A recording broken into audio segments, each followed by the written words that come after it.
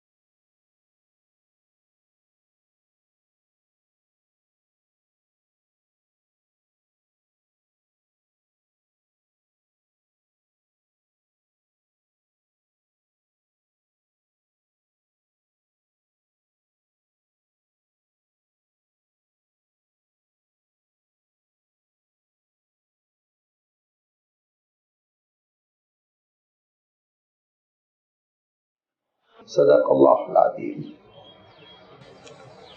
الحمدللہ رب العالمین والصلاة والسلام علی سید المرسلین وعلی آلہ واصحابہ اجمعین. اما بعد. سورہ یاسین کا یہ دوسرا رکوع ہے جس کی بھی آپ کے سامنے تلاوت کی گئی.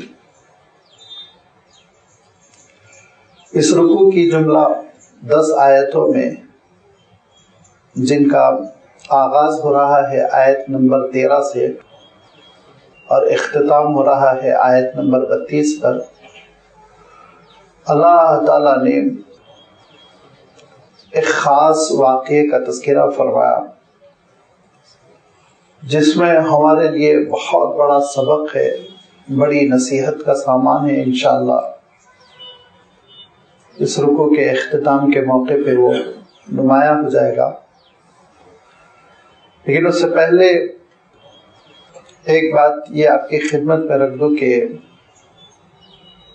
سورہ یاسین کے سلسلے میں نے عرض کیا تھا کہ بڑی اہمیت کی حامل سورت ہے، اور بعض روایتوں میں اس کو قرآن پاک کا قلب بھی کہا گیا، قرآن مجید کا دل. اور اللہ تعالیٰ نے اس سورت کے آغاز ہی میں اشارہ کر دیا کہ یہ سورت کن باتوں پر مشتمل ہے، کون سے احکام ہے، کون سے مضامین ہیں. اس میں آپ دیکھیں گے کہ اسلامی عقیدے کی جو 3 بنیادیں ہیں اس کا اللہ تعالیٰ نے تذکرہ فرمایا. اللہ تعالیٰ کی وحدانیت اور وہ وحدانیت کے لیے اس کائنات میں بکھری ہوئی دلیلیں، آپ صلی اللہ علیہ وسلم کی رسالت کے آغاز ہی میں کہہ دیا انک لمن المرسلین، کہ بے شک آپ رسولوں میں سے ہیں. تو رسالت کو اللہ تعالیٰ نے نمایاں فرمایا. اور تیسری چیز آخرت اور آخرت کے بعض مناظر کا تذکرہ کیا. مجرموں کا کیا حشر ہوگا، مومنوں کے ساتھ اللہ تعالیٰ کا کیا معاملہ ہوگا، یہ تیسری حقیقت ہے. ان تینوں حقیقتوں کا اللہ تعالیٰ نے تذکرہ فرمایا، توحید کا، رسالت کا، آخرت کا. اور یہ تینوں بنیادیں ہیں اسلامی عقیدے کی. اور عقیدہ اگر صحیح ہو جائے اور عقیدہ اگر اسلامی تعلیمات کے مطابق ڈھل جائے تو پھر انسان سدھر جاتا ہے، عمل بھی اس کا سدھر جاتا ہے. اسی لیے اس کو قلب قرآن قرار دیا گیا، اور اسی لیے یہ بھی کہا گیا کہ وقت رخصت جب کہ انسان کا دم واپسی ختم ہو رہا ہو، انسان اس دنیا سے رخصت ہو رہا ہو، تو ایسے موقع پہ اس سورت کی تلاوت کر دینا، اس کو گویا اسلامی عقیدے کو پیش کر دینا، تازہ کر دینا، اس کا سفر کہاں ہو رہا ہے یہ بتلا دینا ہے. اس سورت کے آغاز میں اللہ تعالیٰ نے ان چیزوں کی جانب اشارہ کرتے ہوئے یہ بات ارشاد فرمائی کہ یہی ہے وہ ایمان، یہی ہے وہ نصیحت کا سامان جس کی بندہ پیروی کرتا ہے تو پھر اس کو بڑا نفع ہوتا ہے.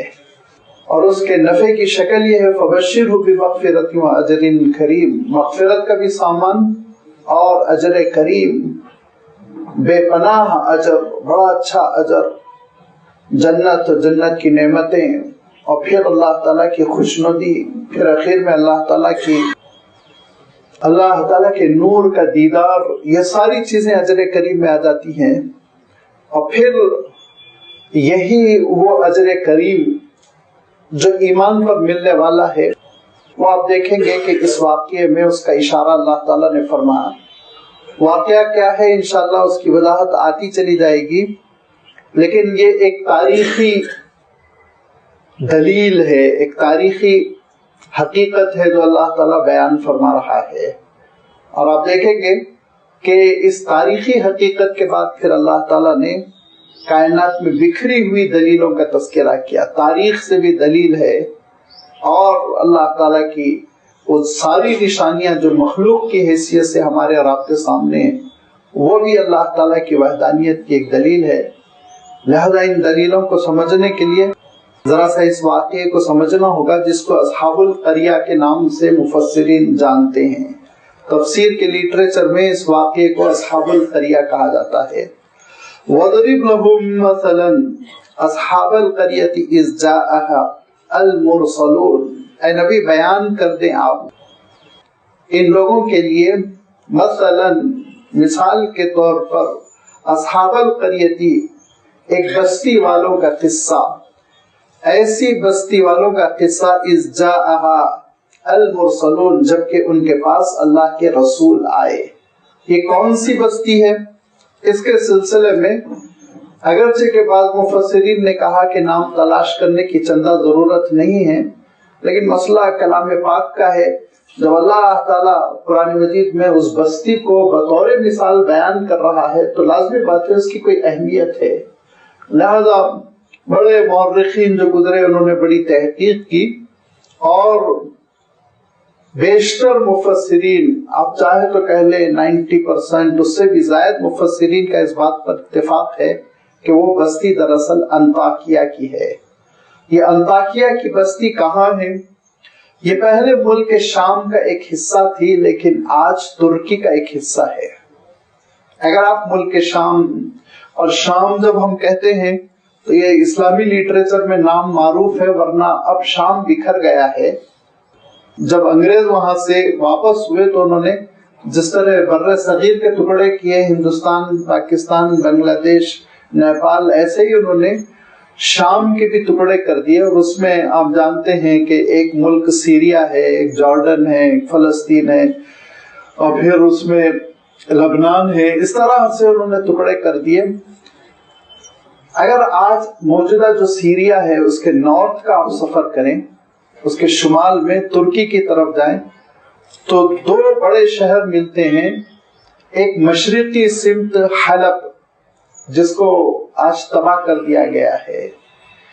تاریخ انسانی میں کسی شہر کو، کسی بستی کو اس طرح نہیں ویران کیا گیا جس طرح حلب کو موجودہ دور میں ان مہذب لوگوں نے تباہ و برباد کیا، جن کے چہرے پر ہیومنٹی کے نقاب پڑے رہتے ہیں، ہیومن رائٹس کے نقاب پڑے رہتے ہیں. برباد کر دیا شہر میں.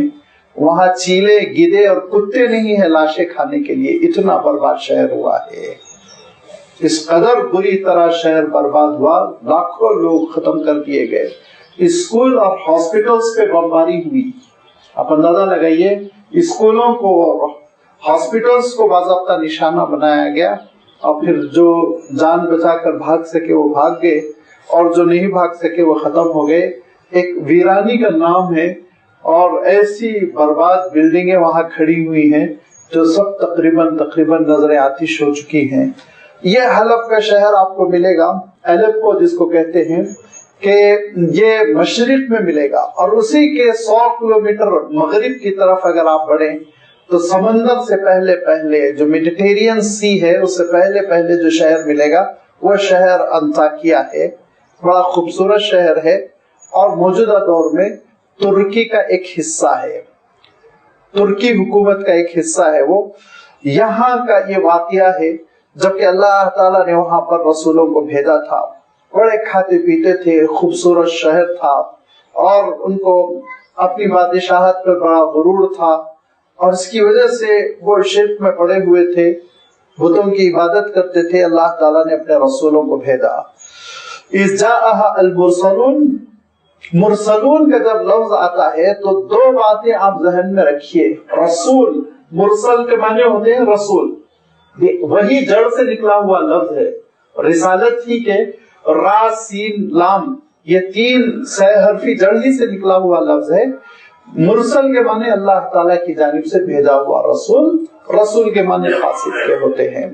لہذا رسول کو آپ ذہن میں رکھیے، کیونکہ آگے چل کے ایک وضاحت آپ کی خدمت میں رکھوں گا. اور دوسرے یہ کہ یہاں صیغہ ہے جمع کا، مرسلون واؤنون، یہ پلورل فارم ہے عربی میں. اور جب عربی میں واؤنون کے ساتھ جو جمع آتی ہے تو کم سے کم 3 مراد ہوتے ہیں. یاد رکھیے، 2 مراد نہیں ہو سکتے.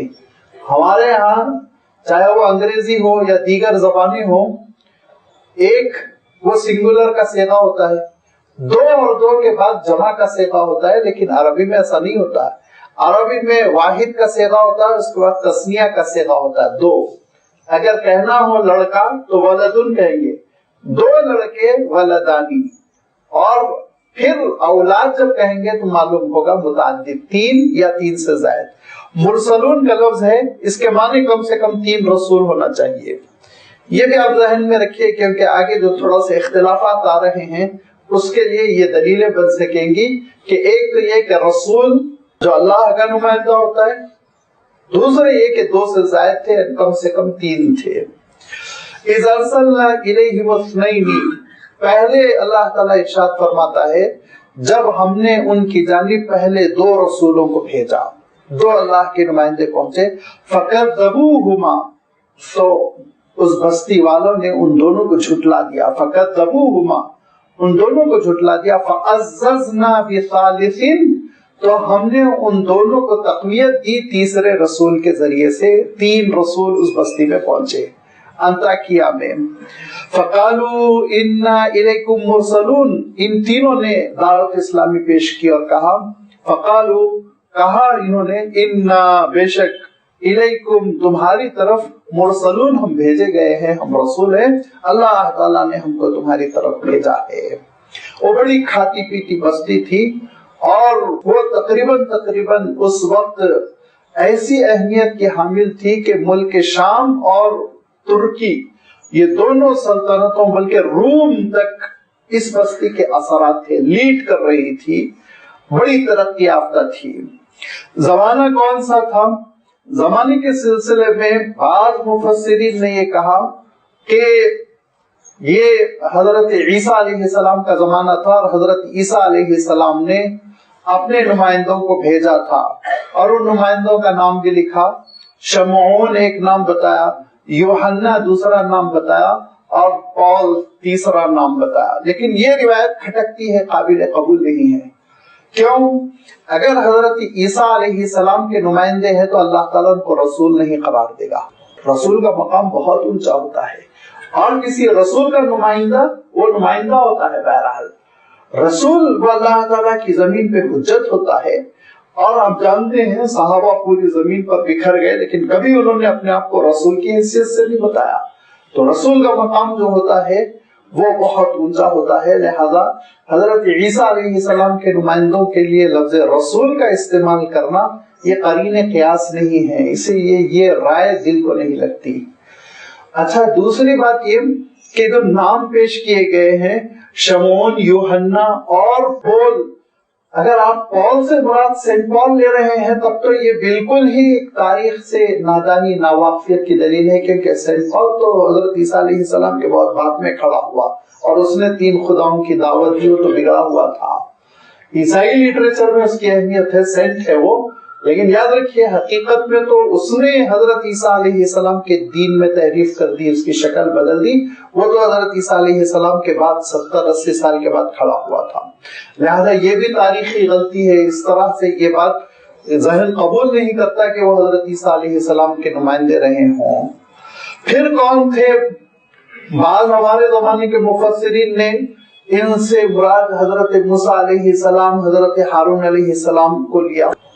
لیکن ذرا ایک بات غور کرنے کی ہے, حضرت موسیٰ علیہ السلام اور حضرت ہارون علیہ السلام یہ 2 ہی رسول تھے, تیسرا رسول نہیں تھا ان کے ساتھ. اور میں تاکید کر رہا ہوں کہ اللہ تعالیٰ نے جمع کا صیغہ استعمال کیا, المرسلون فرمایا. 3 رسول کم سے کم وہاں مراد ہونے چاہیے.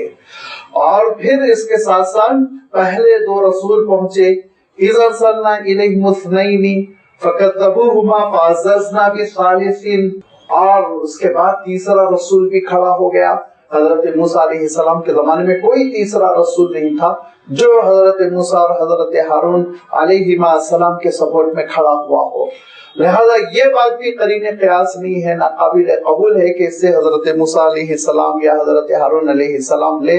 اور آگے جس شخصیت کا تذکرہ آ رہا ہے وَجَاءَ مِنْ أَقْصَى الْمَدِينَةِ رَجُلٌ يَسْعَىٰ, اس سے مراد وہ صاحب نے جن کا تذکرہ اللہ تعالیٰ نے سورۃ المؤمن میں فرمایا. اور یوں بھی سمجھ میں نہیں آتا کہ اللہ تعالیٰ سورہ مومن میں ان کا علیحدہ تذکرہ کر رہا ہے اور انہوں نے کھڑے ہو کے فرعون کے دربار میں تقریر کر کے اسلام کو پیش کیا, حضرت موسیٰ علیہ السلام کی تائید کی. یہ سب کچھ اللہ تعالیٰ نے سورۃ المؤمن میں وضاحت کر دی. یہاں اللہ تعالیٰ صرف پھر اشارہ کیوں فرما رہا ہے, اور یہاں ان کی دوسری تقریر ہے, دوسرا انداز ہے بیان کا. لہذا یہ 2 الگ الگ واقعے ہیں. حضرت موسیٰ علیہ السلام, حضرت ہارون علیہ السلام کا تو خیر بہت تفصیل کے ساتھ قرآن مجید میں ذکر ہے, لیکن آل فرعون میں سے جو ایک مومن بزرگ کھڑے ہو گئے تھے حضرت موسیٰ علیہ السلام کی تائید میں, وہ ان کا ذکر اللہ تعالیٰ نے سورۃ المؤمن میں فرمایا, وہ دوسرا واقعہ ہے. یہ ایک اور واقعہ ہے. اور جیسے کہ میں نے عرض کیا کہ سارے مورخین اس بات پر متفق ہیں کہ یہ دراصل انطاکیہ کا واقعہ ہے, اور وہ شہر کہاں ہے میں نے آپ کی خدمت میں اس کا اشارہ پیش کر دیا. یہاں پہ اللہ تعالیٰ نے 3 رسولوں کو بھیجا. پہلے 2 رسول پہنچے, پھر تیسرے رسول پہنچے, اور پھر ان رسولوں نے اسلام پیش کیا. تو جواب میں کیا کہا؟ قالوا ما انتم الا بشر مثلنا. انہوں نے کہا ہم آپ کی بات کیوں مان لیں, ہم آپ کی بات ہرگز نہیں مانیں گے. اور وجہ کیا بیان کی؟ قالوا ما انتم الا بشر مثلنا, آپ کچھ نہیں ہیں سوائے یہ کہ ہماری طرح بشر اور انسان. یہ بہت بڑی غلطی تھی لوگوں کی, اور اس غلطی کی وجہ سے اسلامی تعلیمات پر پردہ پڑ جایا کرتا تھا, حقیقتوں پہ پردہ پڑ جایا کرتا تھا, اور لوگ ایمان سے محروم ہو کر مر جاتے تھے. وہ یہ کہ رسول بشر کیوں ہے. اللہ تعالیٰ نے قرآن پاک میں بار بار یہ وضاحت فرمائی. حضور اکرم صلی اللہ علیہ وسلم نے بھی جب اپنی رسالت پیش کی تو اس وقت بھی یہی بات کہی کہ آپ تو ہماری طرح بشر ہیں. اللہ تعالیٰ ارشاد فرماتا ہے روئے زمین پر جب بشر بستے ہیں تو بشر کو ہی اللہ تعالیٰ رسول بنائے گا. اگر یہاں فرشتے چلتے پھرتے ہوتے تو کسی فرشتے کو رسول بھیجتا. اب تم ہو انسان اور تمہارے لیے ہم کسی فرشتے کو رسول بنا کر بھیج دے تو تم کیا کہو گے؟ تم یہ کہو گے ٹھیک ہے ان کو تو بھوک نہیں لگتی, یہ تو بیمار نہیں ہوتے, ان کے تو بال بچے نہیں ہوتے, ان پر تو مصیبت نہیں آتی, ان کو تو غم نہیں ہوتا, ان کو تو خوشی نہیں ہوتی, لہذا یہ دوسری جنس ہے, ہم دوسری جنس ہے, ہم کیسے ان کی پیروی کریں؟ یہ انسان کہتا. اسی لیے اللہ تعالیٰ نے روز اول سے یہ فیصلہ فرما لیا تھا, چاہے وہ حضرت نوح علیہ السلام ہو, چاہے حضرت ابراہیم, چاہے حضرت اسماعیل ہو, چاہے حضرت اسحاق, چاہے حضرت موسیٰ ہو, حضرت عیسیٰ ہو اور بھی دیگر اللہ کے رسول, فیصلہ یہ فرما لیا تھا کہ انسانوں ہی میں سے ان کو برپا کیا جائے گا.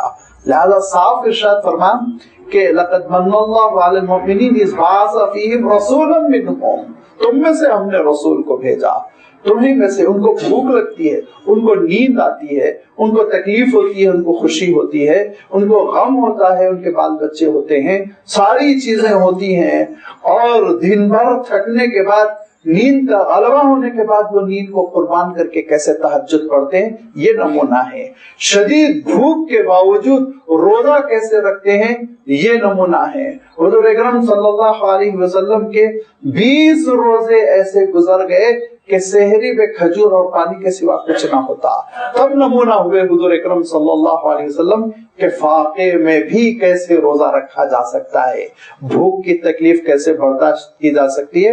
اور سورۃ الاحزاب میں گزر چکا کہ جب غزوہ خندق کے موقع پر لوگوں نے اپنے پیٹ کے پتھر بتلائے تو حضور اکرم صلی اللہ علیہ وسلم نے اپنے پیٹ کے 2 پتھر بتلائے. حضور کو بھی بھوک لگ رہی تھی, حضور کو بھی نیند آتی تھی, حضور اکرم صلی اللہ علیہ وسلم بھی بیمار ہو گئے, جاڑا, کپکپاہٹ. ایک صحابی کہنے لگے کہ حضور آپ بھی کپکپاتے ہیں؟ تو اللہ کے رسول صلی اللہ علیہ وسلم نے ارشاد فرمایا دیکھو جیسا تم کو جاڑا لگتا ہے نا اس کا ڈبل مجھے لگتا ہے, مجھ پہ مصیبت اور زیادہ آتی. حضور اکرم صلی اللہ علیہ وسلم پر یہاں تک کہ جادو کا بھی جزوی اثر ہوا تاکہ اللہ تعالیٰ یہ بتلا دے کہ سارے وہ مسائل سے جس سے انسان گزر سکتا ہے اللہ کے رسول گزر کر اسوا چھوڑ رہے ہیں. اب تم ان کی رہنمائی میں زندگی بسر کرو. جادو ہو تو کیا کرنا ہے, بیمار ہو تو کیا کرنا ہے, خوشی میں کیسے کرنا ہے, بال بچوں کے ساتھ کیسے رہنا ہے, فوج کی سربراہی کیسے کرنی ہے, جنگ کیسے لڑنی ہے, ساری چیزوں میں A to Z حضور اکرم صلی اللہ علیہ وسلم نے اپنا اسوا چھوڑا. تو اس لیے اللہ تعالیٰ نے یہ فیصلہ فرمایا کہ انسان ہی رسول ہوں گے اور بشر ہی رسول ہوں گے. اب ان کا یہ کہنا قالوا ما انتم الا بشر مثلنا, ہم تم کو اس لیے نہیں تسلیم کرتے, تم تو صرف بشر ہو, انسان ہو ہماری طرح. وما انزل الرحمن من شيء, ہم نہیں مانتے کہ رحمان نے تم پر کوئی چیز نازل کی ہو. ان انتم الا تکذبون, نعوذ باللہ. ان لوگوں نے کہا آپ حضرات تو صرف جھوٹ بول رہے ہیں. ان انتم الا تکذبون, آپ جھوٹ سے کام لے رہے ہیں, آپ سچ نہیں کہہ رہے ہیں. قالوا ربنا يعلم انا الیکم لمرسلون, رسولوں نے کہا پروردگار جانتا ہے کہ ہم تمہاری جانب رسول بنا کر بھیجے گئے اور ہم کوشش کریں گے, جدوجہد کریں گے, تبلیغ کریں گے کیونکہ یہ ہماری ذمہ داری ہے. وما علینا الا البلاغ المبین, ہماری یہ ذمہ داری ہے کہ ہم واضح طور پر تبلیغ کر دیں, کھلے انداز میں ہم پہنچا دیں. پہنچانے میں ہم کوئی کمی نہیں رکھیں گے, جدوجہد کریں گے, یہ ہماری ڈیوٹی ہے. اس کے علاوہ ہماری کوئی ڈیوٹی نہیں کہ تمہاری گردن میں رسی باندھ کر تم کو اسلام میں داخل کر لیں, یہ ہماری ڈیوٹی نہیں ہے. وما علینا الا البلاغ المبین, وضاحت کے ساتھ تبلیغ کر دینا, کھلے واضح انداز میں بات پہنچا دینا, یہ ہماری ذمہ داری ہے. اس کے سوا ہماری کوئی اور ذمہ داری نہیں ہے. اب ان رسولوں نے سمجھانا شروع کیا, اللہ تعالیٰ کے دین کی تبلیغ کر رہے ہیں, اللہ تعالیٰ کے دین کے لیے محنت کر رہے ہیں. یہ شرک سے باز ہی نہیں آتے, کیونکہ شرک کا عالم یہ ہے کہ شرک جو ہے ایک ضدی پن, شرک ایک ایسی جہالت کا نام ہے جس کی وجہ سے عقل پر تالے لگ جاتے ہیں. اور عقل تو عقل, اللہ تعالیٰ ارشاد فرماتا ہے کہ ان کے کانوں اور آنکھوں میں بھی پردے پڑ جاتے ہیں, تالے لگ جاتے ہیں, مشرک سننا نہیں چاہتا. بڑی مشکل سے شرک کا زور ٹوٹتا ہے. یہ ایسی گمراہی ہے جس میں ابلیس مبتلا کرنے کے بعد ہدایت کی گویا توفیق ہی ختم کر دیتا ہے.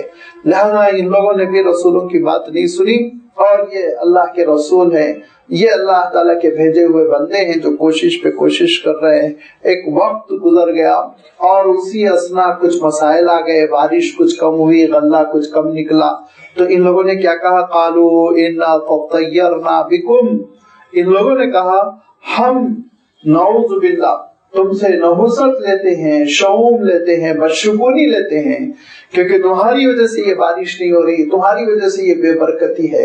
لہذا بدشگونی کا الزام لگایا، اور یہ الزام کوئی نیا نہیں تھا، یہ تاریخ میں ہمیشہ ہوتا رہا. حضرت نوح علیہ السلام پر بھی لگایا، حضرت شعیب علیہ السلام پر بھی لگایا، اور یہ کہا کہ تمہاری وجہ سے بارش نہیں ہو رہی، تمہاری وجہ سے غلہ نہیں نکل رہا ہے، بے برکتی ہے. تو حضرت نوح علیہ السلام نے کہا، حضرت شعیب علیہ السلام نے کہا، اور پھر آگے آپ دیکھیں گے کہ حضرت موسیٰ علیہ السلام سے بھی کہا یہی فرعون نے کہ تمہاری بدشگونی ہے کہ بارش نہیں ہو رہی، مصیبت آ رہی ہے، کبھی طوفان آ جاتا ہے، کبھی مینڈک پیدا ہو جاتے ہیں، کبھی کھٹمل پیدا ہو جاتے ہیں. تو حضرت موسیٰ علیہ السلام نے بھی یہی کہا. کیا کہا؟ یہ جو یہاں پہ ان رسولوں نے جواب دیا کہ قالوا طائرکم معکم، اس کی ابھی میں وضاحت کروں گا. یہاں کہا کہ قالوا انا تطیرنا بکم، ہم تم سے بدشگونی لیتے ہیں. لئن لم تنتہوا، اگر آپ لوگ باز نہ آ جائیں دعوت کے کام سے، اسلام کو پہنچانے کے کام سے، اس خدمت سے آپ باز نہ آ جائیں، لنرجمنکم، ہم پتھر مار مار کے آپ کو ہلاک کر دیں گے. ولیمسنکم منا عذاب علیم، ہماری جانب سے آپ کو سخت سزا ملے گی. عذاب علیم، دردناک سزا میں ہم آپ کو شکار کر دیں گے. رسولوں نے کیا کہا؟ بڑے تحمل کے ساتھ، بڑی نرمی کے ساتھ. قالوا طائرکم معکم، کہا کہ دیکھو تمہاری بدشگونی تمہارے ساتھ ہے. بدشگونی جو ہوتی ہے وہ تمہاری اپنی بدعمالیوں کی وجہ سے ہوتی ہے، تمہارے اپنے کالے کرتوت ہوتے ہیں، گناہ ہوتے ہیں جس کی وجہ سے بدشگونی ہوتی ہے. نعوذ باللہ، کسی شخص کی وجہ سے، کسی گھر کی وجہ سے، کسی سواری کی وجہ سے، کسی زمانے کی وجہ سے بدشگونی نہیں ہوتی. اسلام نے اس کی بالکل تردید کر دی. بدشگونی جو ہوتی ہے وہ خود انسان کے اعمال کی وجہ سے، وہ جب اعمال کرتا ہے تو وہ اعمال بے برکتی لے کر آتے ہیں. لہذا میں عرض کر رہا تھا کہ حضرت نوح علیہ السلام کے زمانے میں بارش رک گئی، بدشگونی کہی، تو حضرت نوح علیہ السلام نے کہا کہ اللہ پر ایمان قبول کر لو. یرسل السماء علیکم مدرارا، ایسا پانی برسے گا، ایسا پانی برسے گا کہ کھیت کھلیان وہ ہرے بھرے ہو جائیں گے. لیکن بات نہیں مانی، پھر وہ عذاب کے شکار ہو گئے. حضرت موسیٰ علیہ السلام نے کہا کہ اللہ کی بات مان لو، یہ ساری مصیبتیں، یہ جو آزمائشیں آتی جا رہی ہیں، یہ سب ختم ہو جائیں گی. یہ کسی کی نحوست نہیں، بدعمالیوں کی نحوست ہے. اصل ہے نحوست، یاد رکھیے، بدعمالیوں کی. فجر چھوڑ کر سوتا رہے گا، اب نحوست ہوگی، رزق میں بے برکتی ہوگی. حضور اکرم صلی اللہ علیہ وسلم ارشاد فرماتے ہیں نوم الصبح یمنع الرزق، کہ سوتے رہنا یہ بے برکتی کا ثبوت ہے. یہ ہے اس قسم کی نحوست اسلام مانتا ہے. ورنہ کسی شخصیت میں، کسی زمانے میں، کسی کام میں، اور کسی علاقے میں، اور کسی جانور میں، یہ ساری چیزوں میں اسلام نحوست تسلیم نہیں کرتا. انہوں نے بھی کہا قالوا طائرکم معکم ان ذکرتم، تم کو سمجھایا جا رہا ہے، تمہاری تذکیر کی جا رہی ہے، تم کو نصیحت کی جا رہی ہے، راہ راست پر لانے کی کوشش کی جا رہی ہے، تو اس کے جواب میں تم یہ کہتے ہو نعوذ باللہ یہ ہماری نحوست ہے. قالوا طائرکم معکم ان ذکرتم، کہا تمہاری نحوست تمہارے ساتھ ہے، تمہارے اپنے اعمال کی وجہ سے ہے. ان ذکرتم، کیا یہ اس لیے کہ تم کو تذکیر کی جا رہی ہے، نصیحت کی جا رہی ہے، سمجھایا جا رہا ہے.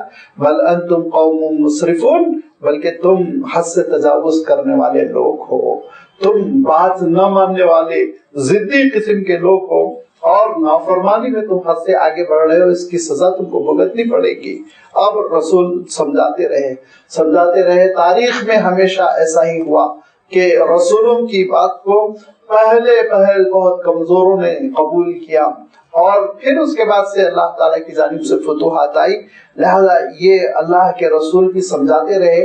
لیکن سب سے پہلے ایک 70 سال کے ایسے بیمار بزرگ نے اس دعوت کو قبول کیا جو اپنی بیماری کی وجہ سے شہر بدر کر دیے گئے تھے، شہر کے باہر ان کی جھوپڑی بنا دی گئی تھی اور وہ شہر کے باہر رہا کرتے تھے۔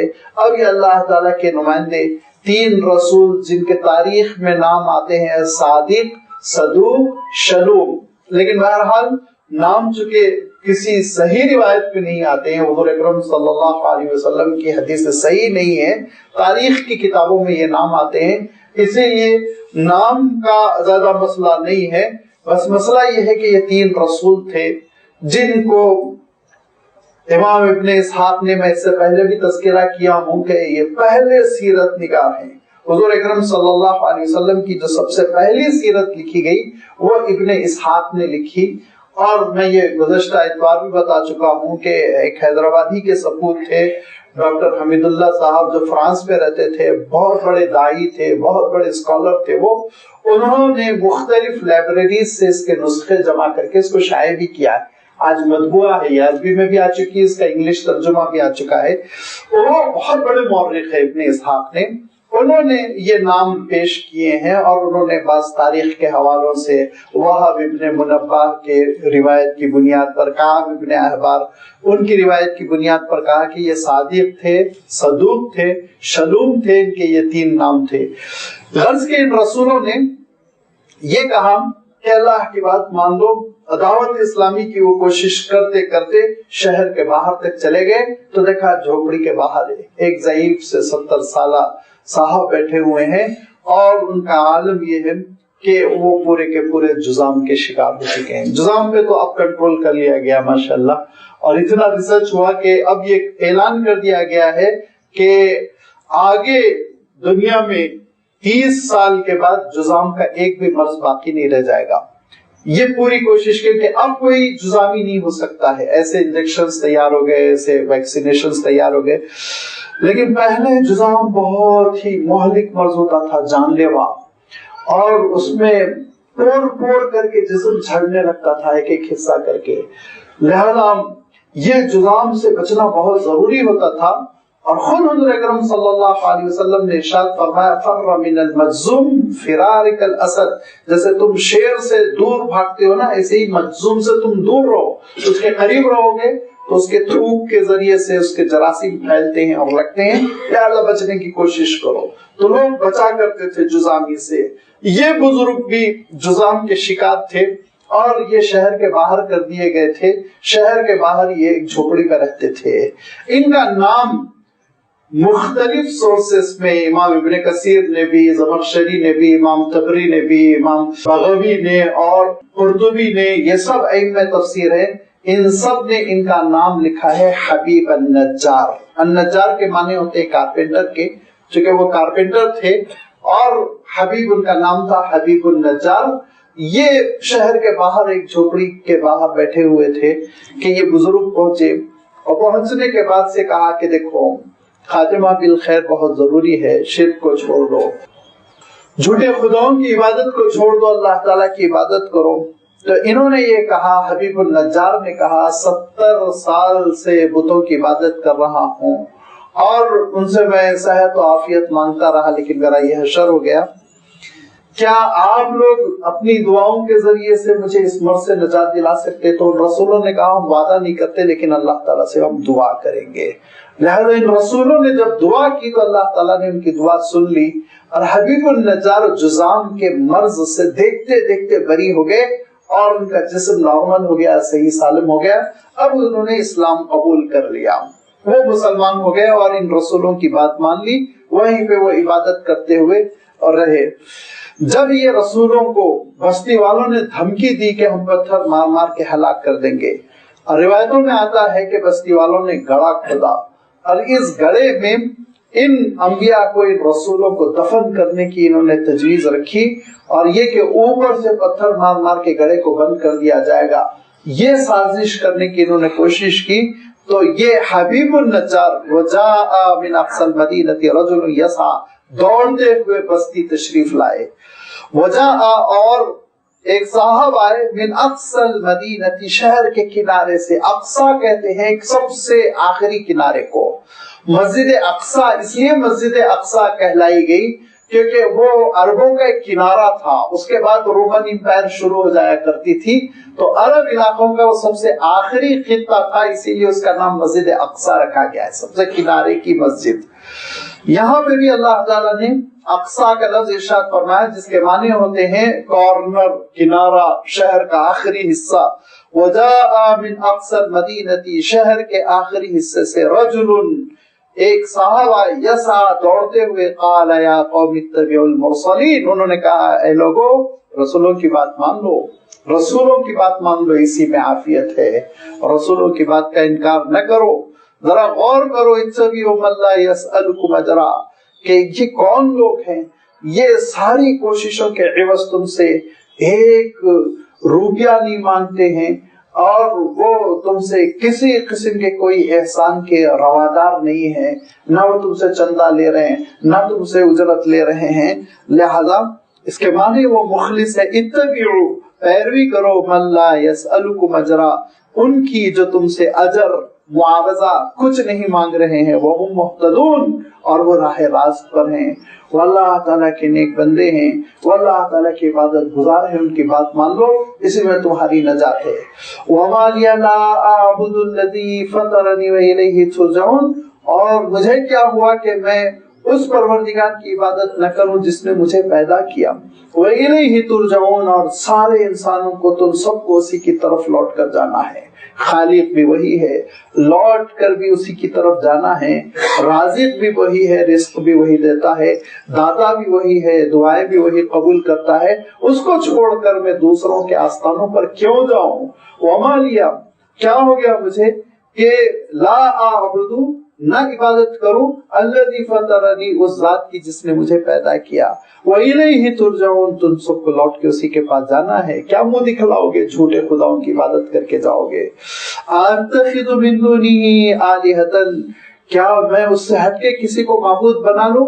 ہرگز نہیں، یہ نہیں ہو سکتا۔ إِن يُرِدْنِ الرَّحْمَنُ بِضُرٍّ، اگر رحمان نقصان پہنچانے کا فیصلہ کر لے، لا تغنی عنی شفاعتهم شیئا، پورے جھوٹے خدا مجھے اس نقصان سے نہیں بچا سکتے، یہ میرا تجربہ ہے، 70 سال سے میں پکارتا رہا، میرا کام نہیں بنا سکے، لیکن ان رسولوں کی ایک دعا نے میرا کام بنا دیا، مجھے صحت دے دی، لہذا میں یہ نہیں ہو سکتا کہ اللہ تعالیٰ کو چھوڑ کر، اس رحمان کو چھوڑ کر، اس پروردگار کو چھوڑ کر کسی اور کو خدا بنا لوں۔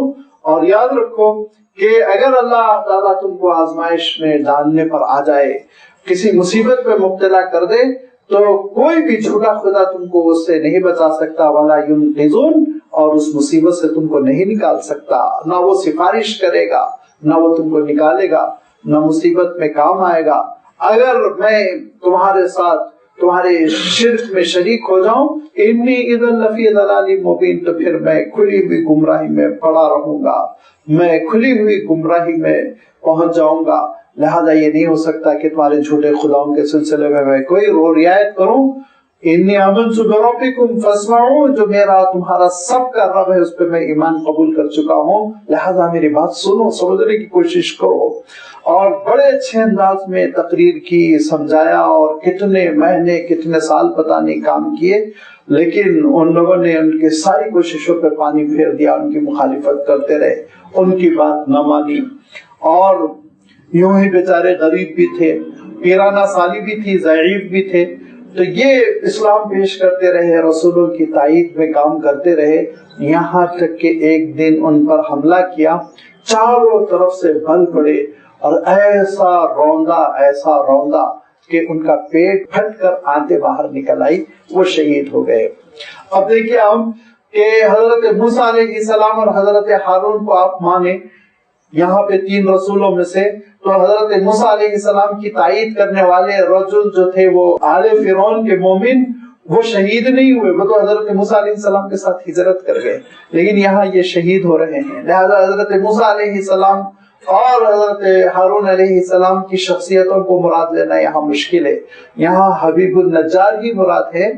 اور پھر اس کے بعد سے جب وہ شہید ہو گئے تو شہادت کے ساتھ کیا ہوتا ہے وہ آپ جانتے ہیں، اللہ تعالیٰ ارشاد فرماتا ہے کہ پھر وہ جنت میں داخل ہوتے ہیں، اور یہ ارشاد فرمایا کہ دیکھو جو اللہ کی راہ میں مارے جا رہے ہیں ان کو تم یہ نہ سمجھو مر گئے قصہ ختم ہو گیا، ان کا عالم یہ ہے کہ وہ جنت میں داخل ہوتے ہیں۔ فرحین بما آتاہم اللہ، وہ خوش ہوتے ہیں اللہ کی نعمتوں پر، اور یستبشرون بالذین لم یلحقوا بہم، جو لوگ اس مقام پر فائز نہیں ہوئے، شہادت سے جو ابھی فائز نہیں ہوئے، ان سے یہ کہتے ہیں، زبان حال سے کہتے ہیں، ہم اور آپ نہیں سن سکتے، لیکن وہ یہ کہتے ہیں کہ دیکھو میں جس مقام پہ پہنچ گیا ہوں اس مقام کا عالم یہ ہے کہ لا خوف علیہم ولا هم یحزنون، نہ خوف ہے، نہ حزن ہے، نہ مجھے کوئی غم ہے، نہ مجھے اس شہادت پر کوئی افسوس ہے، میں تو مطمئن۔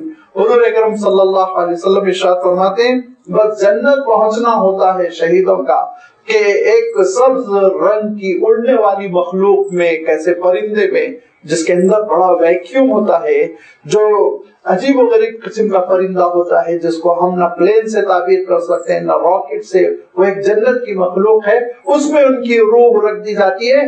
اب وہ آپ صلی اللہ علیہ وسلم ارشاد فرماتے ہیں وہ اڑنے والی مخلوق، وہ پرندہ ان کو لے کے جنت میں پھرتا رہتا، وہ جہاں چاہتے ہیں جاتے ہیں۔ یہ شہید کا معاملہ ہوتا ہے۔ لہذا انہوں نے بھی کہا قیل ادخل الجنت، ان کو کہا گیا کہ اب آپ جنت میں داخل ہو جائیں شہادت کے ساتھ۔ حضور اکرم صلی اللہ علیہ وسلم غزوہ احد میں ہیں اور جنگ کا ماحول گرم ہو رہا ہے، دھیرے دھیرے مشرکین مکہ وہ جنگ کی تیاری کر رہے ہیں، تلواریں چمکا رہے ہیں۔ ایک صحابی حضور اکرم صلی اللہ علیہ وسلم کی خدمت میں آئے، وہ ناشتہ کر رہے ہیں 2-3 کھجوروں سے، 2-3 کھجور ان کے ہاتھ میں، آ کے کہا کہ اللہ کے رسول یہ بتائیے کہ اگر اس جنگ میں مارا جاؤں تو کیا ہوگا؟ تو حضور اکرم صلی اللہ علیہ وسلم نے فرمایا یوں تم شہید ہو جاؤ گے اور یوں جنت میں داخل ہو جاؤ گے۔ تو انہوں نے کھجوریں پھینک دی اور کہا اگر اتنی دیر ناشتہ کروں تو جنت میں جانے میں تاخیر ہو جائے گی۔ گھس گئے وہ لشکر میں، اور ان کا عالم یہ تھا کہ زخموں سے وہ اتنے چور ان کی میت ملی کہ بس ان کی انگلیوں سے ان کو پہچانا گیا، سیدھے بس راست جنت میں جاتا ہے۔ لہذا اللہ تعالیٰ ارشاد فرماتا ہے ان سے بھی کہا گیا، حبیب النجار سے بھی قیلا کہا گیا ادخل، داخل ہو جاؤ الجنت، قیل ادخل الجنت۔ جب وہ جنت میں داخل ہوئے تو انہوں نے کہا قال یا لیت قومی یعلمون، اے کاش میری قوم جانتی کہ میرے ساتھ معاملہ کیا ہوا۔ بما غفر لی ربی، 70 سال کے شرک کو میرے پروردگار نے معاف کر دیا، میٹ دیا، قصہ ختم کر دیا۔ وجعلنی من المکرمین، اور مجھے معزز لوگوں میں سے بنایا، عزت والوں میں بنایا، اونچا مقام عنایت فرمایا۔ اور پھر اس قوم کا عالم یہ ہوا کہ جب ان کو شہید کیا تو اب اس کے بعد سے تھوڑی سی روایتیں ہیں کہ وہ رسول وہاں سے ہجرت کر کے چلے گئے۔ بعض روایتوں میں یہ آتا ہے کہ رسولوں کو بھی انہوں نے قتل کیا، لیکن ان روایتوں پر مجھے اطمینان نہیں ہے۔ کیوں؟ اللہ تعالیٰ کا معاملہ یہ ہے رسولوں کو شہید نہیں ہونے دیتا ہے، اللہ تعالیٰ بچا لیتا ہے۔ لہذا وہ رسول اللہ کے حکم سے ہجرت کر گئے ہوں گے۔ حضرت موسیٰ علیہ السلام نے ہجرت کی، حضور اکرم صلی اللہ علیہ وسلم نے ہجرت کی، حضرت ابراہیم علیہ السلام نے ہجرت کی۔ رسولوں کی تاریخ میں ہجرت بہت عام ہے، لہذا وہ اللہ کے رسولوں نے ہجرت کر لی ہوگی، اس بستی کو اللہ تعالیٰ نے تباہ کر دیا۔ جب اللہ تعالیٰ نے تباہ کر دیا، بستی ختم ہو گئی، تو اللہ تعالیٰ ارشاد فرماتا ہے کہ وَمَا أَنزَلْنَا عَلَىٰ قَوْمِهِ مِن بَعْدِهِ مِن جُندٍ مِّنَ السَّمَاءِ وَمَا كُنَّا مُنزِلِينَ۔ یہ بات بھی سمجھ میں نہیں آتی کہ اگر حضرت عیسیٰ علیہ السلام کے نمائندے تھے تو یاد رکھیے کہ رسولوں کے نمائندوں کی بنیاد پر اللہ تعالیٰ کا عذاب نہیں آتا، اللہ کا عذاب رسولوں کی مخالفت پر آتا ہے، اجتماعی عذاب۔ لہذا یہاں حضرت عیسیٰ علیہ السلام کے وہ 3 نمائندے تھے، یہ بات ماننے سے بھی ذرا دل مطمئن نہیں ہوتا۔ اچھا، پورے جو بائبلک لٹریچر ہے، بائبل کی جو پوری تاریخ ہے، اس میں کہیں اس قسم کا کوئی واقعہ نہیں ملتا، بلکہ بائبل کی جو تاریخ ہے، عیسائی مورخین جو تاریخ لکھتے ہیں تو اس میں انہوں نے کہا 4 شہر ایسے ہیں جو حضرت عیسیٰ علیہ السلام کی دعوت پر فوراً لبیک کہہ گئے، فوراً انہوں نے دعوت قبول کر لی۔ ان 4 شہروں میں روم کا بھی نام لکھا ہے، قسطنطنیہ کا نام لکھا ہے جس کی جگہ پر اب استنبول آباد ہے، اور انہی میں سے انہوں نے انطاکیہ کا بھی نام لکھا کہ اس شہر میں جب حضرت عیسیٰ علیہ السلام کی تعلیمات پہنچی تو فوراً اس شہر نے بھی بات قبول کر لی. تو لازمی بات ہے کہ یہ حضرت عیسیٰ علیہ السلام سے پہلے کا واقعہ ہے, یہ بہت پہلے کا واقعہ ہے. اور امام بخاری رحمۃ اللہ علیہ نے بھی کوئی روایت نہیں پیش کی, لیکن انبیاء کا جب تذکرہ کیا تو اصحاب القریہ کا تذکرہ حضرت عیسیٰ علیہ السلام سے پہلے کیا. اس سے پتہ چلتا ہے کہ امام بخاری رحمۃ اللہ علیہ بھی حضرت عیسیٰ علیہ السلام سے پہلے کا یہ واقعہ سمجھتے ہیں. اور جیسے کہ میں نے ابھی آپ کی خدمت میں رکھا کہ ابن اسحاق نے حضرت عبداللہ ابن عباس سے بھی یہ روایت کی کہ یہ بہت پہلے کا واقعہ ہے, حضرت عیسیٰ علیہ السلام سے صدیوں پہلے کا یہ واقعہ ہے, جبکہ اللہ تعالیٰ نے ان 3 رسولوں کو بھیجا تھا اور ان 3 رسولوں کے انکار کی وجہ سے اس بستی کو اللہ تعالیٰ نے تباہ کر دیا. لہذا حبیب النجار کی قبر وہاں موجود ہے.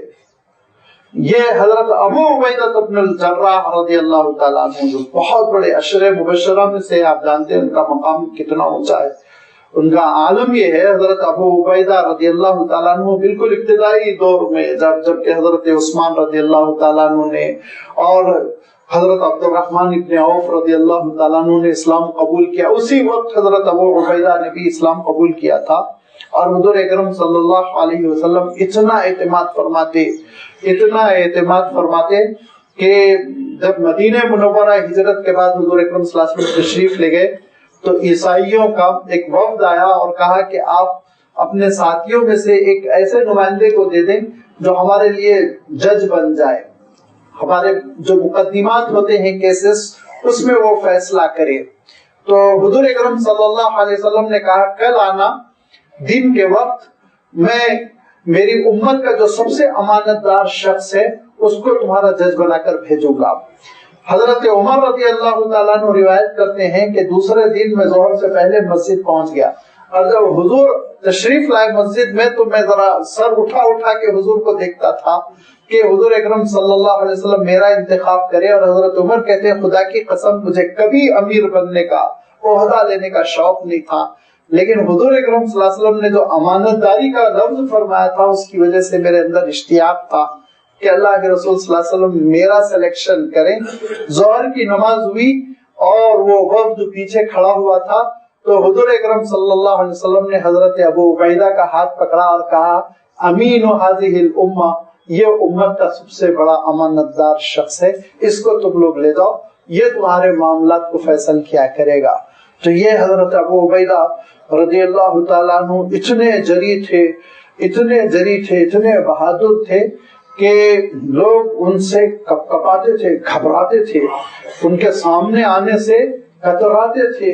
جنگ بدر میں کیا ہوا, جنگ بدر میں جب جنگ ہو رہی تھی 313 مسلمان اور 1000 سرما لشکر مکے سے آ کے حملہ کیے ہوئے, جنگ ہو رہی ہے اور ان لوگوں نے اسٹریٹجی بنائی تھی, یہ منصوبہ بندی کر لی تھی کہ چند لوگوں کو گھیرنا, ان کو صحیح لڑنے کے لیے آگے نہ بڑھنے دینا. اسی میں حضرت حمزہ تھے, اسی میں حضرت علی تھے, اسی میں حضرت ابو عبیدہ تھے کہ دیکھو ابو عبیدہ کو لڑنے نہ دینا. اس کے لیے انہوں نے کیا ہے تدبیر اختیار کی, عجیب و غریب تدبیر اختیار کی. ایک صاحب کو متعین کر دیا, تاریخ کا سب سے زیادہ افسوسناک قسم کا واقعہ ہے, سب سے بڑی قربانی ہے جو حضرت ابو عبیدہ نے دی کہ حضرت ابو عبیدہ دائیں جاتے وہ صاحب سامنے آ جاتے, لڑنے نہیں دیتے, بائیں جاتے وہ صاحب سامنے آ جاتے اور مشرکین ہے کہ حملے پہ حملے کر رہے ہیں اور حضرت ابو عبیدہ وہ ڈیفنس کرنا چاہتے ہیں, لیکن وہ صاحب ہمیشہ ہر طرف سے سامنے آ رہے اپنا گھوڑا لے کر اور حضرت ابو عبیدہ کو لڑنے ہی نہیں دے رہے ہیں. اور حضرت ابو عبیدہ رضی اللہ تعالیٰ عنہ کو اندیشہ ہوا کہ اگر اب فیصلہ نہ کیا جائے, ڈیسیشن نہ لیا جائے تو حضور اکرم صلی اللہ علیہ وسلم کی جان بھی خطرے میں ہو سکتی ہے. لہذا حضرت ابو عبیدہ نے تلوار اٹھا کر خلاف توقع ان صاحب کے سر پر ایسے ماری کہ ان کے کھوپڑی کے 2 حصے ہو گئے, وہ وہیں ڈھیر ہو گئے. وہ صاحب کون تھے؟ وہ حضرت ابو عبیدہ کے خود والد تھے, ان کے خود والد تھے. اور کہا کہ میں حضور اکرم صلی اللہ علیہ وسلم کے لیے اپنے باپ کو قربان کر سکتا ہوں. منہم من قضا نہبہ ومنہم من ينتظر, اپنا جو رول تھا وہ رول ادا کیا حضرت ابو عبیدہ رضی اللہ تعالیٰ عنہ نے. یہی حضرت ابو عبیدہ رضی اللہ تعالیٰ عنہ ہیں جو فتح کرتے ہوئے حضرت عمر کے زمانے میں، حضرت عمر رضی اللہ تعالیٰ عنہ امیر المؤمنین ہیں، حضرت ابو عبیدہ رضی اللہ تعالیٰ عنہ ملک شام فتح کرتے کرتے انطاکیہ پہنچ گئے اور انطاکیہ فتح کر لیا. تو جہاں حبیب النجار کی قبر تھی وہاں حضرت ابو عبیدہ رضی اللہ تعالیٰ عنہ نے مسجد بنائی. آج تک وہ مسجد ہے، اس مسجد کا نام ہے مسجد حبیب النجار انطاکیہ میں. آج تک وہ مسجد ہے اور وہ مسجد کے ایک کنارے ایک کونے میں ایک مزار بھی ہے جس کے بارے میں سمجھا جاتا ہے کہ یہی حضرت حبیب النجار رحمت اللہ علیہ کی مزار ہے. لہذا انہوں نے اللہ کی راہ میں شہادت دی، اللہ کی راہ میں شہید ہو گئے. اور پھر جب وہ شہید ہو گئے اور جیسے میں نے عرض کیا کہ رسول یا تو ہجرت کر گئے یا پھر کیا ہوا ان کے ساتھ، بہرحال تاریخ نہیں بتاتی ہے. قرآن پاک میں بھی اللہ تعالیٰ نے تذکرہ نہیں کیا. تو پھر اللہ تعالیٰ کی جانب سے اب اس بستی پر عذاب آیا، اب اللہ کا فیصلہ پورا ہو گیا. لہذا فرمایا وَمَا أَنزَلْنَا عَلَىٰ قَوْمِهِ مِن بَعْدِهِ مِن جُندٍ مِّنَ السَّمَاءِ. ہم کو ضرورت نہیں پڑی کہ اس قوم پر ہم ان کے بعد، ان کی شہادت کے بعد، من جندٍ مِّنَ السَّمَاءِ آسمان سے لشکر بھیجے. ضرورت نہیں پڑی لشکر بھیجا جائے، 100 200 1000 2000 فرشتوں کا لشکر بھیجا جائے، نہیں. فرمایا وَمَا كُنَّا مُنزِلِينَ، اور نہیں ہم کو نازل کرنا تھا لشکر کو، ہم بتانا چاہتے تھے کہ ہم کیسے ہلاک کرتے ہیں، ہماری قدرت کیسی ہے. اس قدرت کا ایک نمونہ ہم پیش کرنا چاہتے تھے جس کے بارے میں نے عرض کیا تھا. تاریخ کے جھروکوں سے اللہ تعالیٰ نے یہاں پہ اپنی قدرت کا تذکرہ کیا اور آگے اللہ تعالیٰ نے آگے والے رکوع میں اپنی مخلوقات کیسے اللہ تعالیٰ نے اس کائنات میں اپنی مخلوق کو بکھیر دیا، اس سے اپنی ربوبیت کا تذکرہ فرمایا. اللہ کی قدرت کا عالم یہ ہوا، ارشاد فرمایا کہ ایک بڑے لشکر کو ہم نے نہیں بھیجا. ان کانت الا صیحۃ واحدۃ فاذا هم خامدون. ایک چیخ و چنگھاڑ تھی جس کے بعد وہ بستی بجھ کر رہ گئی. ان کانت نہیں تھا عذاب مگر یہ کہ الا صیحۃ واحدۃ، ایک ہی چیخ تھی. فاذا هم خامدون، تو پھر وہ برباد ہو گئے، خاموش ہو گئے، بجھ گئے. خمدتی نار عربی میں کہتے ہیں آگ کا بجھ جانا، راکھ میں تبدیل ہو جانا. اللہ تعالیٰ نے جو منظر کشی کی کہ ایک بستی جس میں ہلچل تھی، ایک بستی جس میں سرگرمیاں تھی، ایک بستی جس میں جوش تھا، ولولہ تھا، ایک بستی جس میں لوگ بستے تھے، اچھل کود کرتے تھے، کھاتے پیتے تھے. ایک ہی اللہ کی جانب سے ایک چیخ آئی اور وہ چیخ کے بعد وہ بستی راکھ میں تبدیل ہو گئی، خاموش ہو گئی، بجھ گئی. ساری اس کی سرگرمیاں سرد پڑ گئی، ساری ہلچل ختم ہو گئی. یہ اللہ کی قدرت. اللہ کی قدرت کا عالم یہ ہے کہ اللہ تعالیٰ کو ضرورت اس بات کی نہیں پیش آتی بڑا انتظام کرے، سرکوبی کے لیے بڑا لشکر جا رہا ہے، لاؤ لشکر کا اعلان ہو رہا ہے. نہیں، اچانک ہی کہ اللہ تعالیٰ کا فیصلہ آتا ہے. اور وہ فیصلہ کیسے آتا ہے؟ اللہ تعالیٰ نے دوسرے مقام پہ ارشاد فرمایا سورۃ العنکبوت میں وَمِنْهُمْ مَنْ أَرْسَلْنَا عَلَيْهِمْ حَاصِبًا، کہ کبھی کیا ہوا کہ کبھی تو اللہ تعالیٰ نے ایک پتھروں کی بارش بھیج دی، پتھر برسنے لگے. چنانچہ قوم عاد کے اوپر ایسی آندھی آئی، ایسی سخت آندھی آئی کہ آندھی پتھروں کو اڑا اڑا کر لا رہی تھی اور ان کے اوپر پتھروں کی بارش ہو رہی تھی. پھر بعد میں قوم لوط کے ساتھ بھی یہ ہوا، پتھروں کی بارش ان پر ہوئی، پتھر گرتے چلے گئے، بستی تہس نہس ہو گئی. حضرت نوح علیہ السلام کے سلسلے میں کیا ہوا؟ جب قوم نے جھٹلایا اور حضرت نوح علیہ السلام کا مذاق اڑایا اور حضرت نوح علیہ السلام کی 950 سالہ کوششیں وہ رنگ نہیں لا سکے اور وہ قبول نہیں کر سکے، تو پھر اللہ تعالیٰ نے کیا کیا؟ اچانک پانی پھوٹا. تو کہاں سے پانی پھوٹنا شروع ہوا؟ ایک تندور سے.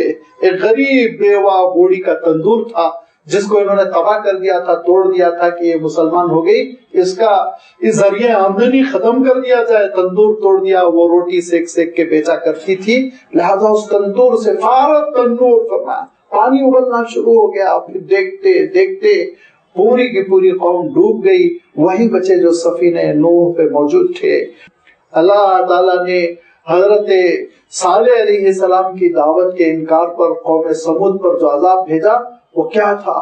ایک شور تھا، زلزلہ تھا، ایسی چیخ تھی، ایسی آواز تھی کہ زمین تھر تھر کانپ رہی تھی، اور پہاڑوں میں بنائے گئے ان کے گھر ان کے لیے قبرستان بن گئے، قبر بن گئے، دیکھتے دیکھتے تباہ ہو گئے۔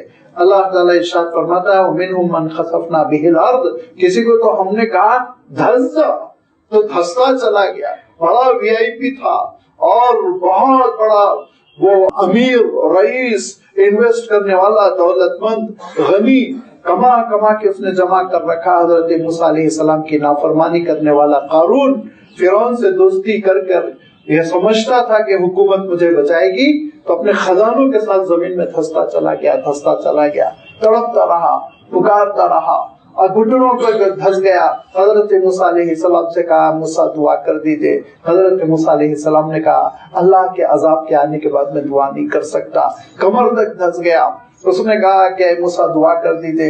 حضرت موسیٰ نے کہا میں معذور ہوں، اللہ کا عذاب آ جانے کے بعد میں دعا نہیں کر سکتا، گردن تک دھس گیا۔ کہا موسیٰ دعا کر دیجئے میں نکل جاؤں، آئندہ ایسا نہیں کروں گا۔ حضرت موسیٰ نے کہا کہ اللہ کا عذاب آ جانے کے بعد نبی و رسول کو اجازت نہیں رہتی کہ وہ دعا کرے۔ وہ اس کے بعد دھس گیا، غائب ہو گیا۔ موسیٰ علیہ السلام پر وحی آئی، موسیٰ 3 بار تم سے کہا، ایک بار توبہ کر کے مجھ سے معافی مانگتا تو میں بچا دیتا۔ یہ عالم و اللہ تعالیٰ کی جانب سے عذاب آتا ہے تو پھر کوئی بچا نہیں سکتا۔ اور ان کانت الا صیحۃ واحدہ، ایک چیخ ہوتی ہے، ایک آواز ہوتی ہے۔ حضرت جبرائیل کو بھیجا گیا، حضرت جبرائیل نے ایک چنگھاڑ لگائی، ایک آواز لگائی، بستی بجھ گئی، پھٹ گئے سینے، دل باہر نکل آئے، خاموشی چھا گئی ہمیشہ کے لیے۔ یہ مجرم ختم ہو کر رہ گئے۔ یا حسرۃ علی العباد، میرے بندوں پہ بڑا افسوس۔ افسوس کون کر رہا ہے؟ یا حسرۃ علی العباد، حسرت ہے بندوں پر، خود رحمان افسوس کر رہا ہے، پروردگار افسوس کر رہا ہے، اللہ تعالیٰ افسوس کر رہا ہے۔ وما کان اللہ لیظلمہم ولکن کانوا انفسہم یظلمون، اللہ تعالیٰ ظلم نہیں کرتا، بندوں تم خود اپنی جانوں پر ظلم کرتے ہو، بدعمالیوں کی وجہ سے، کالے کرتوتوں کی وجہ سے، اللہ تعالیٰ کی نافرمانی کی وجہ سے۔ حضور اکرم صلی اللہ علیہ وسلم جو ارشاد فرماتے ہیں نا کہ آگ جلی ہوئی ہے، بچہ ہے کہ آگ کی طرف جانا چاہ رہا، ماں ہے کہ بچاتی جا رہی ہے، پھر وہ چولہے میں ہاتھ ڈالتا ہے، ماں پھر کھینچ کے دور کر دیتی ہے، پھر وہ دھیرے دھیرے آگ کی طرف بڑھتا ہے، پھر ماں اس کو اٹھا کے دوسری طرف رکھ دیتی ہے۔ صحابہ نے کہا کہ اللہ کے رسول، یہ ماں کی ممتا اپنے بچے کو آگ سے بچا رہی ہے، آگ میں جانے نہیں دیتی، تو رحمان کی رحمت کیسے گوارا کرے گی کہ اس کے بندے جہنم میں جائیں؟ اللہ کے رسول صلی اللہ علیہ وسلم رو پڑے، روتے ہوئے حضور اکرم صلی اللہ علیہ وسلم کا روایتوں میں آتا ہے کہ چہرہ تر ہو گیا آنسوؤں سے۔ آپ صلی اللہ علیہ وسلم نے ارشاد فرمایا رحمان نہیں چاہتا ہے، رحمان نہیں چاہتا ہے کہ بندے جہنم میں جائیں، الا ماردن متمردن، بندے بغاوت کے ذریعے سے جہنم میں جاتے ہیں، نافرمانی کی وجہ سے جہنم میں جاتے ہیں، اللہ کے حکم عدولی کر کر کے، بغاوت کر کر کے اس کی دنیا میں گندگیاں پھیلا پھیلا کے جہنم میں جاتے ہیں بندے اپنی بدعمالیوں کی وجہ سے۔ میں عرض کر رہا تھا نا کہ انسان کی بدعمالیاں نحوست ہوتی ہیں، انسان کی بدعمالیاں وہ بے برکتی لاتی ہے۔ ما یأتیہم رسول الا کانوا بہ یستہزئون، کہ اللہ تعالیٰ ان بندوں پر حسرت کرتا ہے جو جہنم کو اپنا نوشتہ تقدیر بنا لیتے ہیں، کہ رسول کے اسوے، رسول کی تعلیمات ان کے پاس آتی ہے لیکن اس کو دل لگی سمجھتے ہیں۔ ما یأتیہم من رسول، نہیں پہنچا ان کے پاس کوئی رسول، الا کانوا بہ یستہزئون، مگر یہ کہ انہوں نے اس کے ساتھ دل لگی کی۔ لہذا اللہ کے رسولوں کے اسوے کے ساتھ، سنتوں کے ساتھ اور رسولوں کی تعلیمات، ان کی ہدایتوں کے ساتھ کبھی دل لگی نہیں کرنا، کبھی تبصرے نہیں کرنا۔ جب کبھی یہ حقیقت ہمارے سامنے آ جائے کہ یہ اللہ کے رسول کی سنت ہے، اللہ کے رسول کا اسوہ ہے، اس کا احترام کرنا، اس کو اپنانے کی کوشش کرنا۔ الم یروا کما اہلکنا قبلہم من القرون، کیا انہوں نے نہیں دیکھا کہ کتنی نسلوں کو ہم نے ان سے پہلے ایسا برباد کر دیا، انہم الیہم لا یرجعون، کہ وہ دوبارہ لوٹ کے نہیں آ سکے، وہ ختم ہو گئے، اس سے پارینہ بن گئے۔ وَإِن كُلٌّ لَمَّا جَمِيعٌ لَدَيْنَا مُحْضَرُونَ، لیکن سب کو ہمارے دربار میں پھر اب حاضر ہونا ہے۔ آخرت بہرحال برقرار ہے، دنیا میں جو ہونا تھا ہو گیا، آخرت میں ہمارے دربار میں حاضر ہونا ہوگا۔ وَإِن كُلٌّ لَمَّا، نہیں ہے کوئی بھی مگر یہ کہ جمیعٌ، سب کو، لدینا محضرون، ہمارے دربار میں حاضر ہونا ہوگا۔ اور پھر اللہ تعالیٰ کے دربار میں نام اعمال پیش کر کر نیکیوں پر جزا اور برائیوں پر سزا یہ بھگتنا ہوگا. یہ اللہ تعالیٰ کا نظام ہے.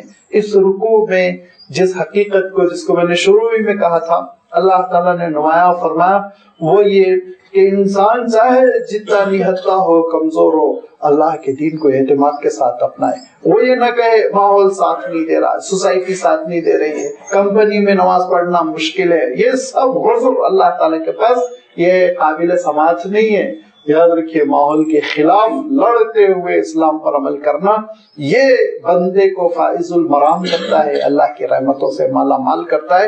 ہر حال میں اللہ تعالیٰ کے دین کو اپنانا، مخالفتوں میں اپنانا، سخت آندھیاں چل رہی ہوں تب بھی اپنے دیے کو جلانا، اپنے ایمان کو روشن رکھنا. دوسری بات یہ کہ جو سچائی ہے، جو حق ہے، ان کو چھپانے کی کوشش نہیں کرنی چاہیے.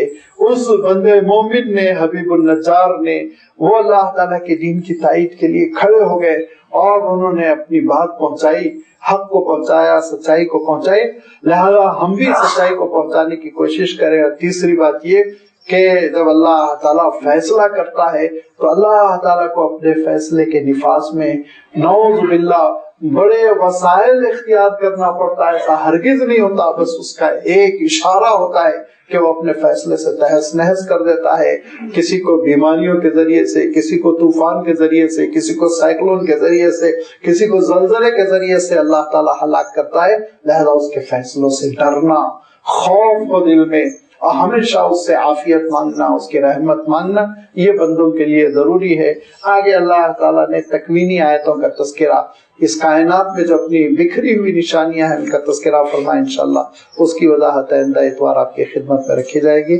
وآخر دعوانا ان الحمد للہ رب العالمین.